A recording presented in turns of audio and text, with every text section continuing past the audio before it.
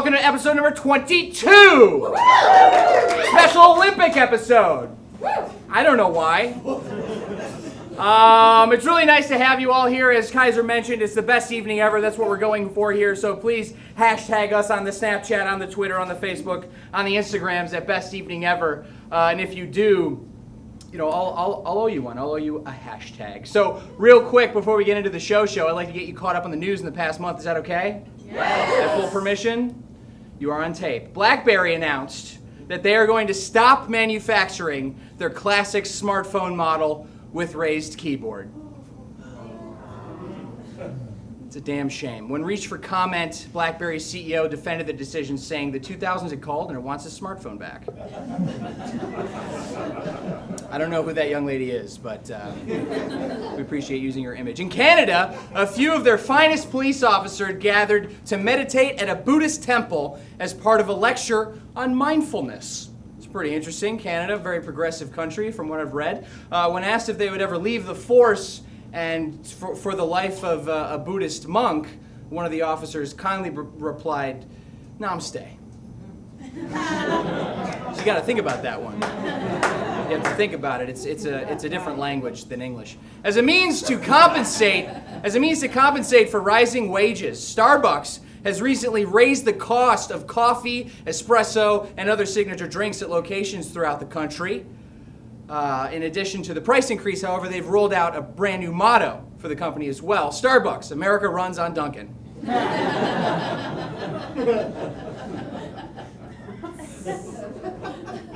Anyone know Starbucks stock here? No one? No one at all? All right, good. A company that owns parking lots in China has come under fire for providing women's-only parking spots in their garages that are framed in pink, and they are 50% larger than normal spaces to account for bad driving. When reached for comment, most Asian drivers said, "We know where you think this joke is going, and you are racist."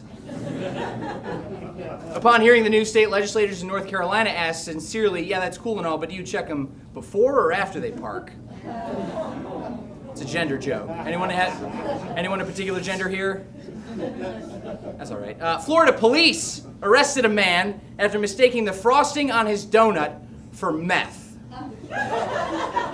This really happened. Methamphetamine. It's a drug.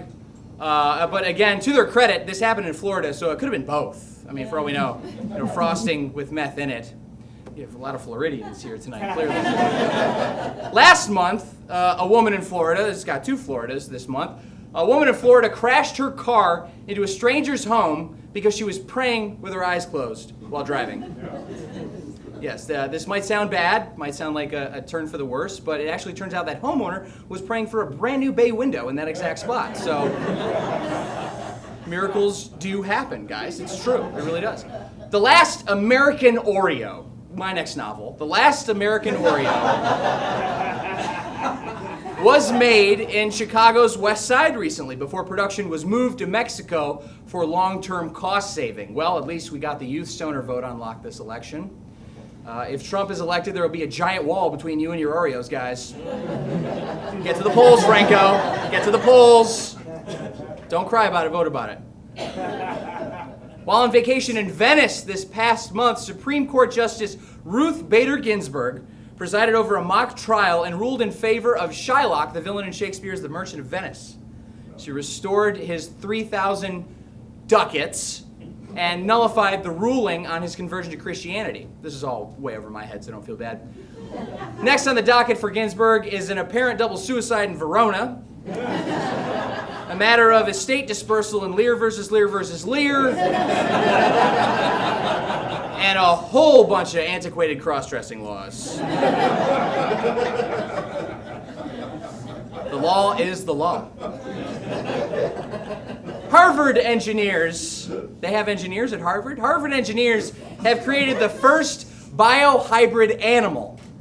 Similar to a manta ray, this brown creature has a circulatory system made from rat heart cells and a 3D printed gold skeleton that functions like cartilage. It's pretty weird, and however, still no word on why the scientists are letting it run for president.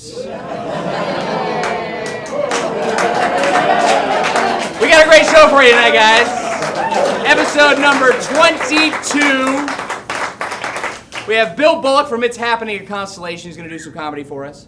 Kate McCandless, as she speaks in tongues, is going to come up here and rock your socks off, so I hope you wear socks.